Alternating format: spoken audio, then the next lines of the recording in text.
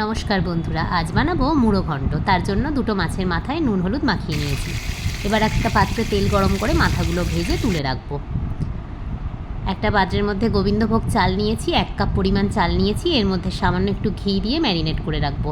মাথা ভাজা তেলটার মধ্যেই ফোড়ন হিসাবে তেজপাতা, শুকনো লঙ্কা, গোটা গরম মশলা আর জিরে দিয়ে দেবো। এবার একটু নেড়ে চেড়ে এর মধ্যে দিয়ে দেবো সামান্য একটু রসুন কুচি।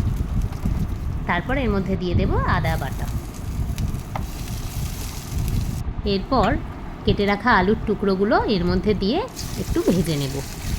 আলু ভাজা হতে থাক, ততক্ষণ আমি একটা পাত্রের মধ্যে জল নিয়ে তার মধ্যে লঙ্কার গুঁড়ো, জিরের গুঁড়ো, ধনের গুঁড়ো, হলুদ গুঁড়ো আর পরিমাণ মতো নুন দিয়ে একটা পেস্ট বানিয়ে রাখবো। দেখুন আলু প্রায় ভাজা হয়ে গেছে। এবার আমি এর মধ্যে তৈরি করে রাখা পেস্টটা ঢেলে দেবো।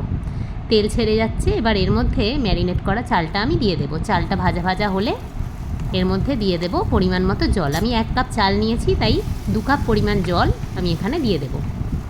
এবার একটা ঢাকনা দিয়ে এই পাত্রটা ঢেকে দেব। চালটা সিদ্ধ হতে দেব, একদম ফ্লেম কম করে রাখবেন।